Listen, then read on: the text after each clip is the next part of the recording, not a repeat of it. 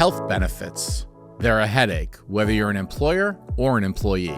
Out-of-pocket costs, deductibles, co-pays, each another reason to avoid going to the doctor. But why does it have to be this way? At Gravie, we don't think it does. We're reimagining the employer-sponsored health benefits market, showing how small and mid-sized businesses can punch above their weight with benefits plans employees will want to use. We even think they'll love them. On It's a Gravy Thing, we'll explore existing and upcoming innovations in the health benefits space, improving the ways small and mid-sized businesses provide affordable healthcare coverage to their employees. We'll hear from experts on what works, what doesn't, and what changes they'd like to see.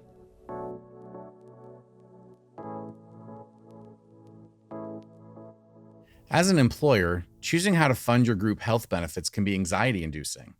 The risk-lowering perks of a fully funded plan can be financially out of reach for many small and mid-sized employers. But the more cost-effective self-funded plans can leave employers holding the bag for large, unexpected claims. For small and mid-sized businesses in particular, something called level funding might be the best option. With level funding, employers get certainty about what their health plan costs will be, with stop-loss insurance that kicks in to cover any excess costs. On the flip side, if at the end of the plan year a group's premiums outpace their claims, then that employer gets a refund. While level funding can be an ideal compromise, it hasn't historically been a fiscally viable option for smaller employers. But thanks to innovative health plan designs and benefit consultants who are looking at new and emerging carriers, that's no longer the case.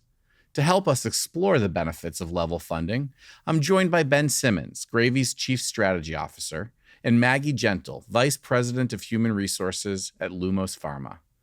These two can offer insights to not only the benefits market, but to how level-funded models and flexible plan designs can be a match made in benefits heaven. So without further ado, let's get to it.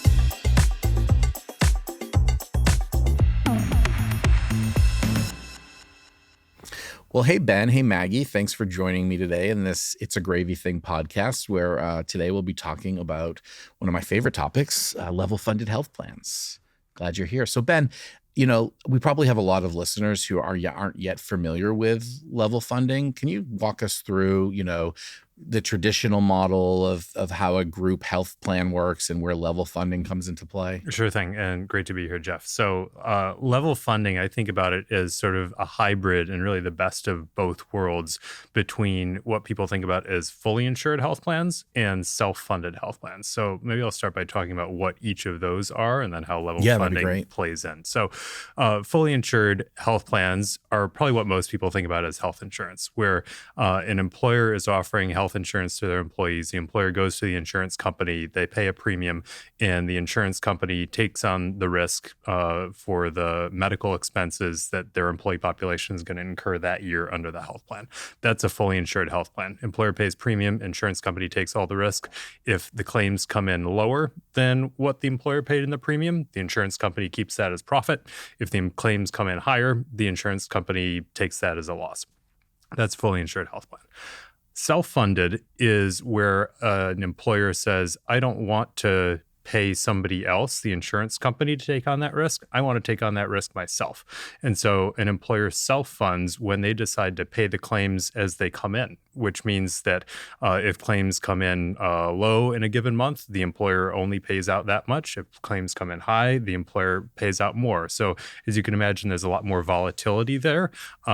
Self-funding often makes sense for much larger employers that have more stable claims patterns when you get a really large population, when an employer has a large balance sheet and they can fund the volatility that comes along with that.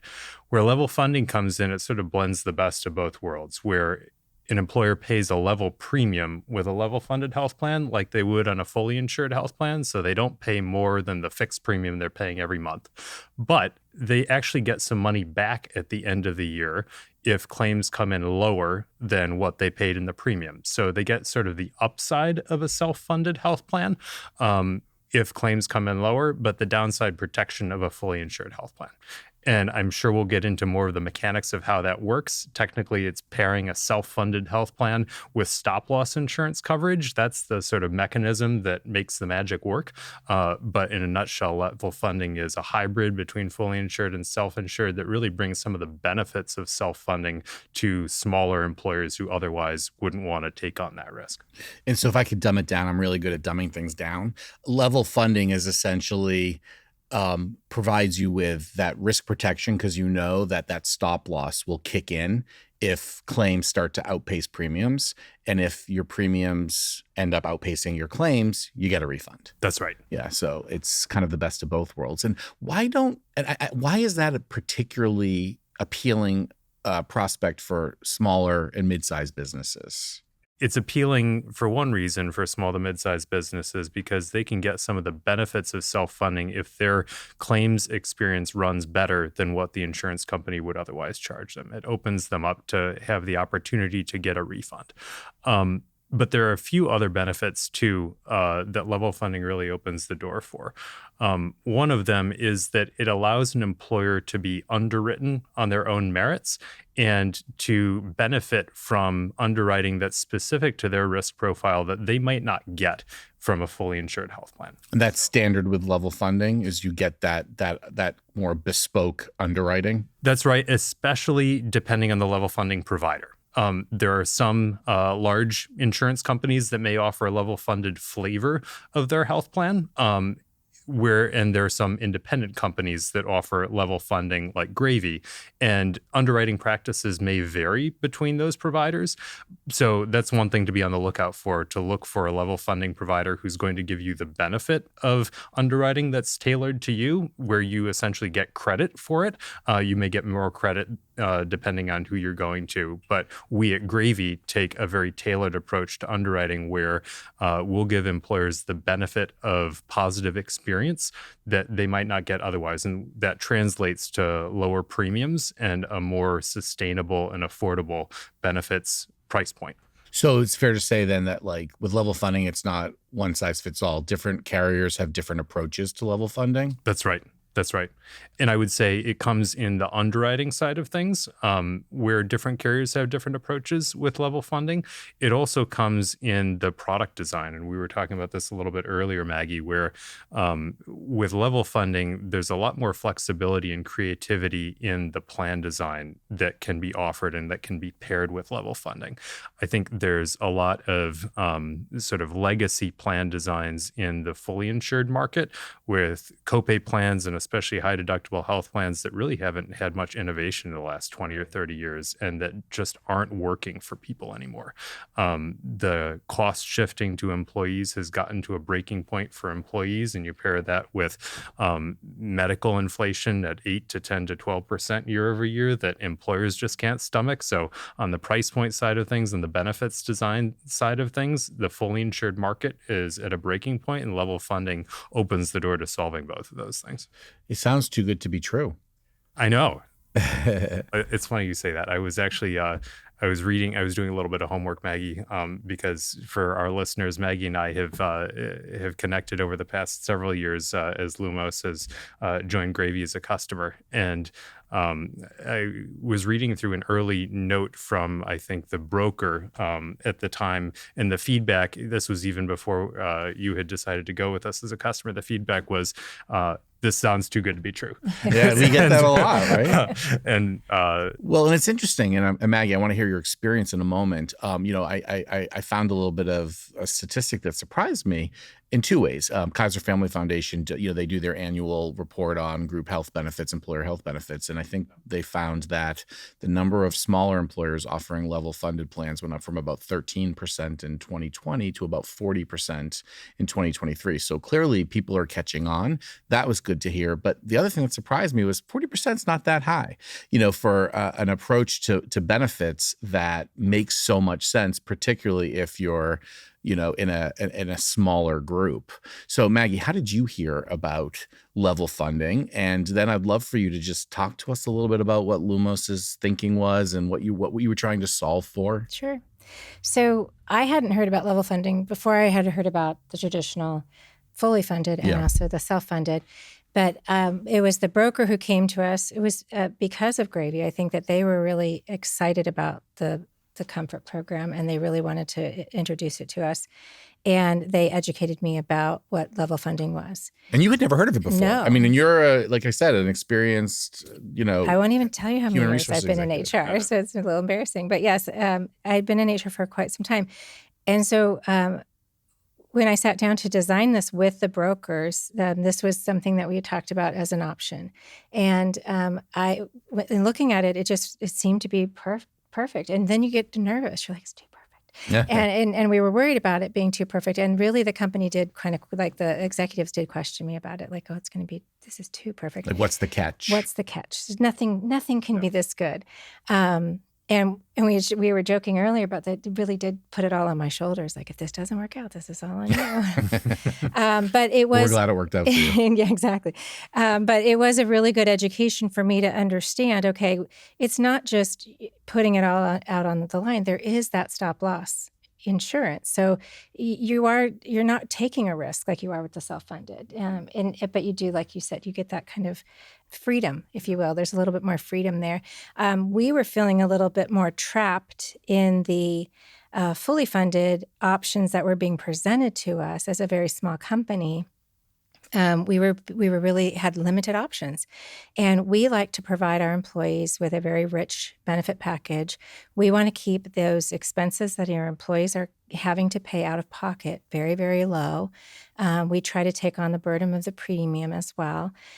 So we are trying to do that for them, and everything that we were finding, all the deductibles were really high. Or, well, what they would do, this was always fun, right? They'll say, oh, the deducticle's really low, but the out-of-pocket would be astronomical. Mm-hmm.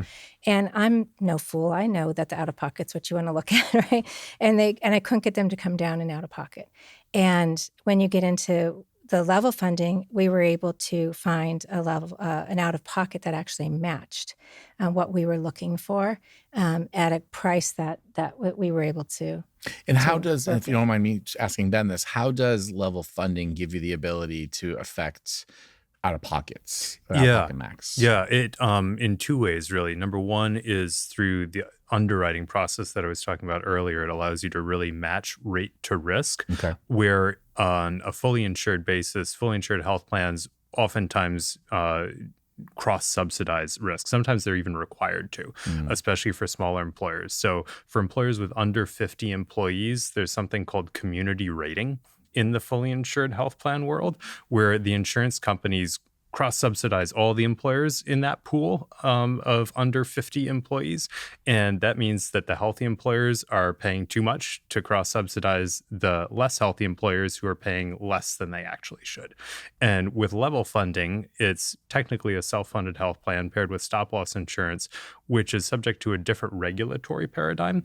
And that different set of regulations allows you to actually underwrite specific to the employer's risk. So that's the sort of doorway that's opened when we can come in and look at what might have been a community rated plan before, where you were paying more than you should have because the insurance company was building in a lot of cushion to cross-subsidize other risk. We, on a level funded basis, are able to actually price you where you should be priced. And then that allows us to offer a richer plan design at a more competitive price point, because we're saying the risk is actually here, it's not there. Right. And that allows us to offer a richer benefit at the level that you were willing to pay for. Wow. And so you have about 30 employees, Maggie? Yeah, just over 30. And so and then comprised of some scientists. You're a publicly traded company, yes. So I imagine you've got a finance department that's pretty robust. Yes, we have finance, we have scientists, we have a clinical department, so we've got a lot of PhDs. And our focus is really, we don't want our employees to be worrying about the details of their insurances, right? So we don't want them to worry about their medical insurance. We want them to be assured that it's there and that they don't need to worry about it. We've got them covered. We want them to focus on the work at hand. Solving for rare diseases. Exactly. Yeah, changing the world. Exactly. That's what we'd like to do. And so that's our goal. I think I shared with you earlier, we do an employment satisfaction survey every year, and we're getting 100% positive feedback. That's great. And have you had instances where you've seen that stop loss has kicked in, and if it hadn't, that suddenly you would be, well, you weren't self-funded, but had you been, you would have been way out of whack. Oh, And you yes. probably, if you were fully funded, you probably would be priced in a way that would Oh, yeah. never work for you. Right, correct. Absolutely. And I think what the problem you get into every year, you sit down and you look at, okay, what are your options? Your broker will always go to market for you. They always bring you, here are your options. And you always look at them and you're like, these aren't even options for us because we've been spoiled.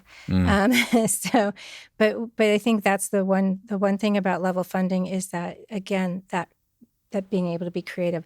I'm not going to be able to ever go back to my employee population and say, we have an out-of-pocket now that's, $13,000 when I've all along been offering you $1,500. Right. Or even go back to them and say, you're going to have to start paying a $50 copay at your doctor's appointments. Right.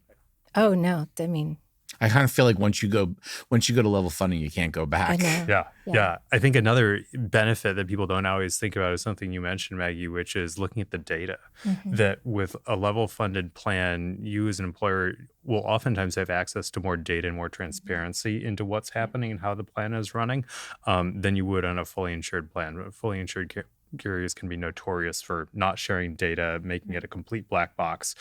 With a level funded plan, you get access to a much broader suite of reporting and insights that can really help you understand what's going on with your population. What are the needs of your employees? How are they using care that helps you to manage the plan better and more strategically? And I think being in the healthcare field, I think that we also have we're very compassionate, right? We have a very compassionate group of executives. And so when we had those years where something catastrophic happens or, something happens, they're very compassionate. And they said, you know what, thank goodness we had this plan.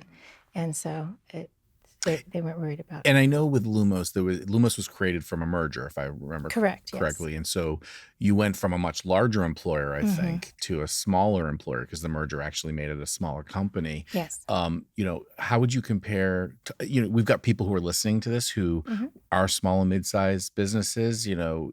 How is your experience as working in a larger company where fully funded might have worked better compared to some of the challenges you're seeing as a smaller business? How has that changed the way you look at your benefits? I think it's kind of provided me with a whole new way of thinking about benefits.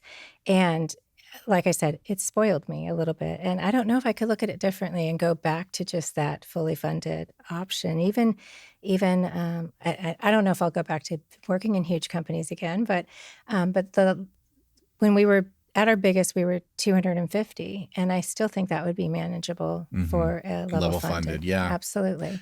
Yeah, I mean, Ben, we see groups up to 750, 800 people. That's right. Yeah. And I think one thing that I've experienced now that I've gone into this level funded program is it's kind of like when you buy a car and now you hadn't seen it out on the road before. Now you own it and that's all you see is the car, right? So now that I'm in the level funded programming, now I'm seeing a lot more information out there about level funded insurance. When I attend a conference, an HR conference, there's programs out there talking about what it means to be level funded. And which is great. And I think it's great to get that education out there. So are you seeing more buzz in your community among HR professionals? Yes, which is great. I think. And are you able to share? Have you had opportunities to share your experience? Yes. Yeah. And what are you finding when you talk to peers? Are they like, tell me more about this? What is it? Or are they relatively knowledgeable to begin with about level funding? Or are they where you were 2 years ago? I think they're more where I was at back in 21. They want to know more and they're curious and they're a little nervous about it. Yeah. But they're definitely wanting to know more because I think people are getting a little bit frustrated with the same old. And when they hear that there's these options, and especially when they can hear that there's success stories out there, when they hear my success story, then they're like, oh yes, please tell me more about this. Well, you joked about how your CEO said, listen, Maggie, this is on you. If this works or doesn't, they were willing to take a leap of faith at your counsel. But I mean, that's a real thing, right? I mean, how many of us in our jobs are willing to put our neck out for something that we think is right that could turn out not to be? So to a degree, I think that might be a little bit of an impediment to, the spread of level funding, because I imagine there's a lot of folks who it's easier to do what you know. So how do we get folks who might have a predilection toward what I know versus making a change to start thinking differently? Because I do feel like the growth in level funding is going to be dependent in some part on ability or willingness to take risks. It's kind of ironic that level funding will actually help you limit your risk, but except for that one person who has to make the case to the CEO that this is a risk we want to take. What about all that? I mean, how do we break that barrier? I brought Ben in, and yeah, right. You bring the heavy guns. I bring in the big guns, but I think it is that it's educating. It's then educating the CEO, educating the president, educating your CFO, because those are the folks who are kind of wary about it. Those are the folks who are, raising their eyebrows and asking the questions. How is this real? There's no such thing as a free lunch. They're the ones out saying they don't believe it, and then trying to explain it to them, and trying to educate them on it, and showing them how it works.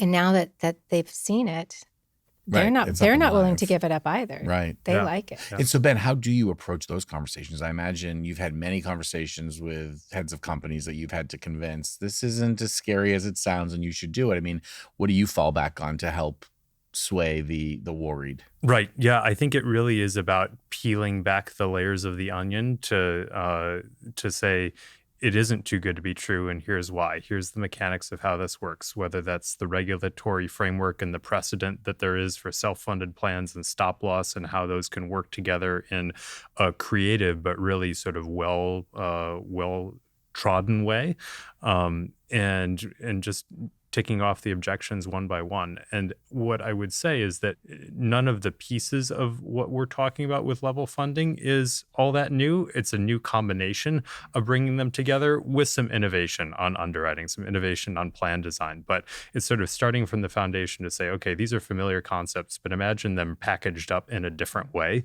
that can make a lot more sense. And I think people understand when they dig in and say, okay, here's how it all fits together. Here's how the plan design works. Here's how the underwriting works. Here's what happens in year 2. Here's how my network works. And when you have that conversation and compare that side by side then to what somebody had before with a Blue Cross or United fully insured plan, you start to pretty clearly see, oh, this is how level funding compares. This is how it's different. This is how it may well be better. And I understand that. I would also say that we have, as far as the question of how do we get more adoption and how do you get people more comfortable with this over time, I think of it as the proverbial snowball that's rolling down the hill and gathering momentum. When you joined and switched to level funding a couple of years ago, Maggie, you may have been in the early days nationally, but as you said, we've seen more adoption. I think as more and more companies switch, it will become more and more mainstream. That helps build a virtuous cycle where people start to recognize it as more of a stable and household name. Is level funding a viable option for large employers? It can be. I think it really depends on the risk appetite at that point. The large employer will have to decide, and depends on what size we're talking about. They'll have to decide if they want to put their own balance sheet at risk, and if they want to fund the claims as they're coming in, or if they'd prefer to have the smoothing effect of level funding that gives them some more stability. They can still get a lot of the upsides that they would have if they're self-funded, but we'll see, especially in some sectors, public entities, for instance, school systems. There's some industries that just prefer to have that stability, and so may be on a fully insured plan, even if they're 500, 1,000, 2,000, 3,000 employees. And so for those companies, especially, level funding may make a lot of sense. What about industry and geography? Are there any states where level funding doesn't make as much sense because of regulations, or states where it makes a lot of sense? Because we've got listeners from all across the country, and also not just size, but with industries and types of workers. Does that matter when considering level funding as an employer? Yeah, level funding really can work in most geographies. What comes into play is certain state-by-state regulations, where because level funding is the pairing of a self-funded health plan with stop-loss insurance, self-funded health plans are subject to ERISA, which is a federal regulation, which means that doesn't vary state by state. So in that sense, the self-funded health plan that underlies level funding is viable all over the country.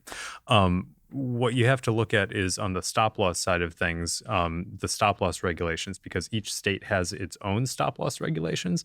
And some of those can make it a little bit more tricky, or change the threshold at which level funding can start to make sense, where in some states you might look at level funding more for groups over 100 employees. Under 100, it might be a little harder, but that's a vast minority of states. So it's really more of a question of sort of tailoring the details of the coverage, rather than a question of So if it's what viable. kind of questions should an employer or a consultant ask about their state's stop loss regulations to understand if it's a good option for them?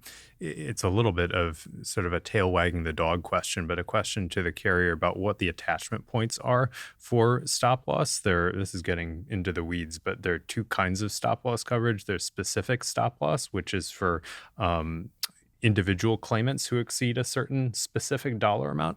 And then there's aggregate stop loss, which provides aggregate protection across the entire group. So if the aggregate sum of claims that the group has exceeds a certain amount, that's where aggregate stop loss kicks in. And you pair both of those together to insulate the employer and give them the protection of level funding. And so a consultant should ask about what the attachment points are for aggregate stop loss and the attachment points for specific stop loss. Those things may vary on a Okay. state-by-state basis, but that's something that a competent level-funded carrier will just take into account when they're putting together an offer and quoting the benefits. And what about for employers who have employees in multiple states? What if you have a workforce where some of your employees are in a state that's less friendly to stop loss and some that are more friendly? Yeah, great question. A lot of it is based on the site estate of the employer. So where is that employer headquartered? That's the set of stop loss regulations that's going to be most important there.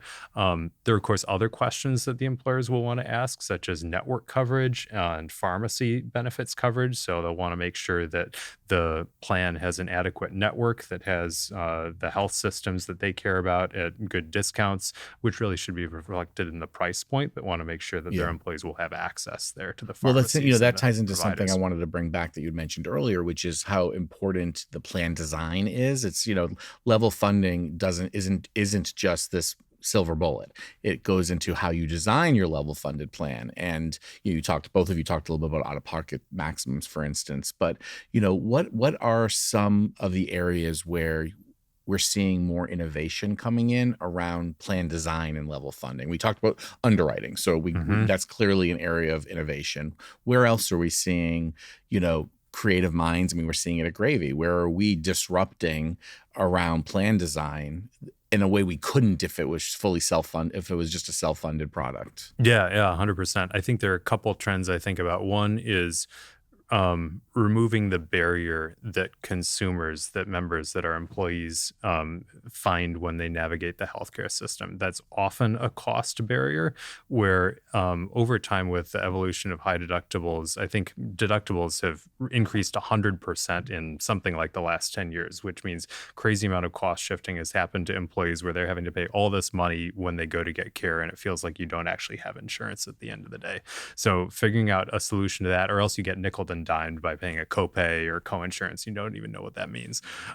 So I think we're seeing innovation to remove the barrier to entry to get care and turning it into more of a subscription model where once you pay your premium, what we believe at Gravy, and we see others doing similar things, is to make your routine care free. You're paying all this money in premium.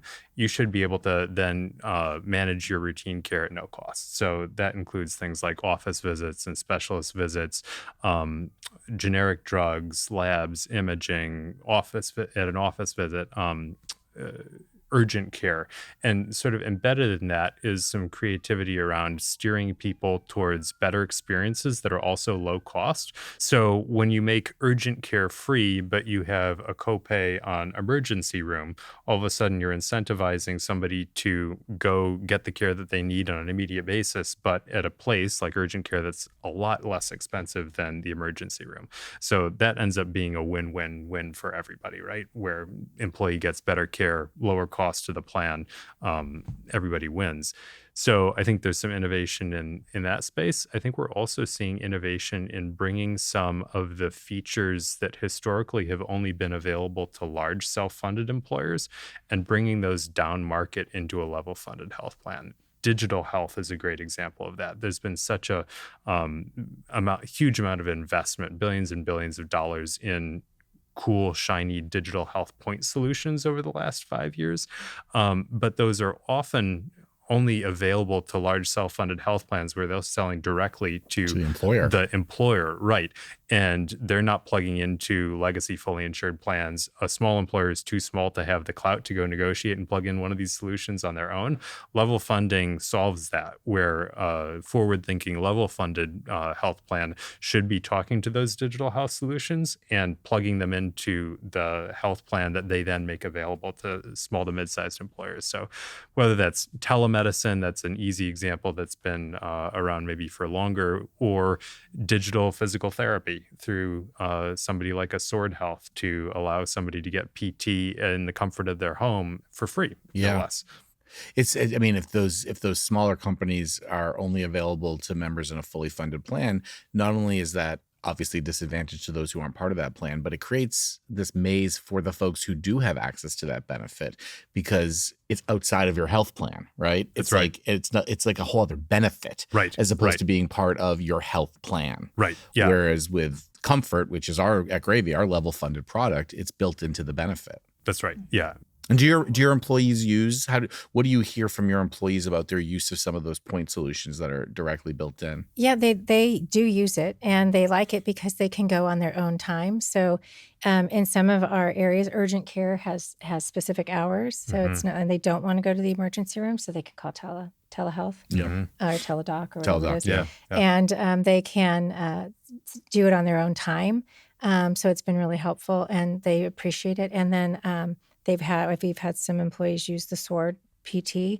And again, it's the same thing. We're very busy during the day. So these are folks who can now do their PT at their own time. They can do it after work. They can do it after dinner. They can do it on weekends, at their own schedule. So and in your career, I imagine you've been in organizations where you did offer certain fun point solution benefits direct from the employer. And was that a different experience for Ben's really talking about the experience is super important. Was that a different experience for your workforce than, say, the experience for your current workforce who has access to those all in one? Yeah, because there's a lot more education behind it here. There's more when they go into the website to look at their EOBs and they're like, oh yes, that's right, I have access to Sword because it's right on the website. Right. It's helpful because they forget about it if it's not in their face. Yeah. And we try to remind them on a regular basis about all the benefits that they have available to them, but they don't take advantage of them unless they're so what I'm hearing, level funding, some of the unique aspects of it, other than the marriage of less risk, more potential upside, is you also have more creativity in designing payment design, around copays, deductibles, out of pockets.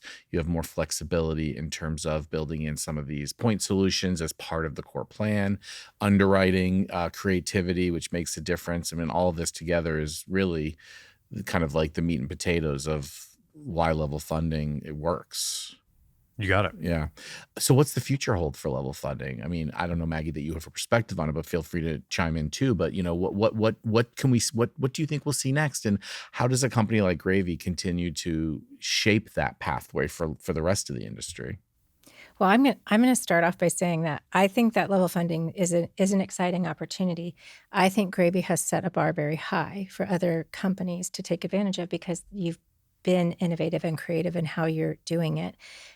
Where I think other companies are not doing that. They're just saying, oh, we have these packages, and they're not taking extra steps. Does that make sense? It does. And so I think becoming more creative would be good for them.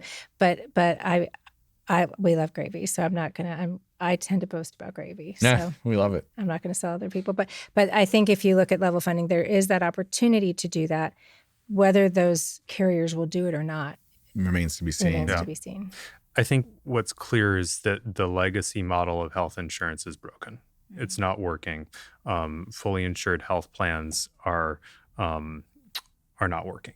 And so I think we're going to continue to see people moving towards more innovative solutions that solve some of the problems with escalating cost and super low value and satisfaction that comes from fully insured health plans. So I think that's going to mean the continued rise of level funding and innovation in level funding that will be attractive to people. I also think it'll encourage other disruptive solutions like we're seeing in the ICRA side of things. That is a different Individual sort of coverage health reimbursement arrangements. exactly, where an employer can offer dollars to their employee on a tax advantage basis to buy individual plans. That's an alternative that we're starting to see gain a lot of traction as an alternative both to the broken small group fully insured market, but also for some really large employers and doing some interesting things in their population. So I think the macro trend that we're seeing, though, is that the legacy fully insured traditional plan design model is broken. We're going to see more innovation in these different Well, ways. it does feel like this is the moment for the SMB, right? When it comes to health benefits, after decades and decades of being, the forgotten stepchild behind larger employers, it feels like the advent of things like level funding and ICRAs together. I mean, these are two, tailwinds that are really, really influencing the industry. It seems like the upside is there mostly for the SMBs to grab onto. 100%. And there is so much opportunity there, Jeff. There are more employees employed by SMBs under 500 than there are employed by employers over 500. It's actually a larger market than the large market employer segment, but it's been so left behind. Yeah. And even, Maggie, you talked about some of the larger carriers. Like, I don't know, maybe like they haven't connected the dots yet to figure out, okay, we could take our smaller and mid-sized clients and start offering them a better level funded product, but it doesn't seem like they have yet. I don't think the incentives are in place for them. Yeah, exactly. They benefit too much from the existing structure. Right. So, I guess if small and mid-sized businesses really want change, they're going to have to go find it. And it exists. I think what we're hearing today is that like there is something out there for you. Yeah. Well, very cool. I know when I came to Gravie a couple of years ago, I had never heard of level funding, and I've spent most of my career in the health plan business. And we have to make sure that everybody out there knows what this is. Like I said, I was surprised that you're still only seeing 40% of employers, dabbling in level funding. I haven't heard of any employers who go to level funding that go back. And as you said, Maggie, like there kind of is no back. Yeah, I don't think I could go back. Right? Now that I know. It's like once you've taken that pill. Right. Well, thanks to you both for this conversation. It's exciting to see real change happening for a huge swath, as you know, Ben, of the American workforce. And, I know at Gravie, we're committed to continuing to think about those ways that you can make a level funded product even better and even more exciting. Can you tease us with anything that we can look forward to in the next year or two? Yeah, tease us. Well, I think of a health plan as we use the analogy of modeling it after a financial plan. Imagine a financial plan where you have a portfolio of products like stocks, bonds, mutual funds. It's not one size fits all. It's tailored to you. It probably changes over time as your financial situation changes, and you probably have an advisor to help you put it together and to manage it. Imagine a health plan that's analogous to that, where it's not a one-size-fits-all plan that is the same design for everybody and has existed the same way for the last 30 years.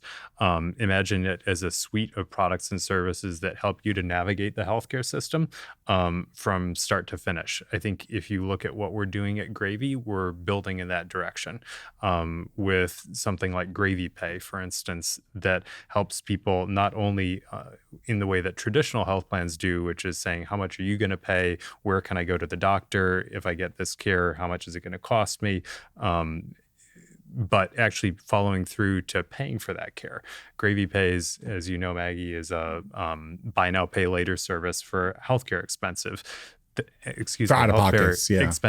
that is fully integrated into our health plan. So it bridges that last mile in the member's journey and allows people to afford care that they might not otherwise ever have been able to afford. So I think there's a lot of opportunity to plug into the member's journey and offer them more personalized solutions that help them manage their health and their wealth and move beyond the concept of health insurance to a more holistic health benefits plan. It sounds like level funding is really providing that innovation that we've all said hasn't existed in the marketplace for a long time. I think it's you can't do the same kind of innovation in a fully funded plan. That's right. It's the platform for so much of this innovation. It opens the door to a lot of creative solutions. Yeah, and it seems like it's going to take disruptors like Gravie to bring them to the market, because so far the larger legacy carriers have just, as you mentioned earlier, not been incentivized to do it this way. Right.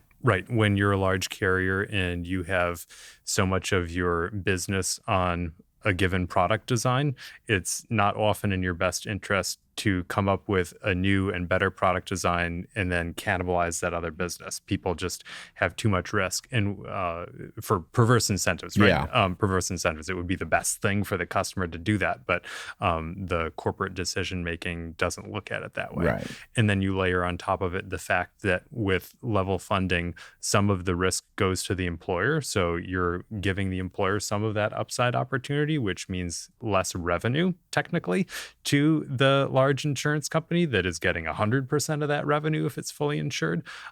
Again, it's a better outcome for the employer and for the customer and for the member, and for the health plan, and for the health plan too. If you look at it, if you look at it the right way. But again, that's one of those perverse incentives where people may not be incentivized to say, "I'm going to cut my revenue by 40%." Right. Well, we'll continue to do it for them. That's right. Well, thanks to you both. Really appreciate the conversation, Maggie and Ben. Great to talk to you today. Great to be here. Thanks so much for having us. Well, I thoroughly enjoyed that conversation with Maggie and Ben and learned a lot about level funding and why small and mid-sized employers should be paying attention. So thanks so much to Maggie and Ben for joining us on this episode of It's a Gravy Thing. If you'd like to learn more, head to gravy.com. It's a Gravy Thing is produced by Gravy in partnership with Pod People. Thanks so much for listening. And if you liked what you heard, rate and review the show. And of course, subscribe to It's a Gravy Thing to make sure you never miss out on a new episode.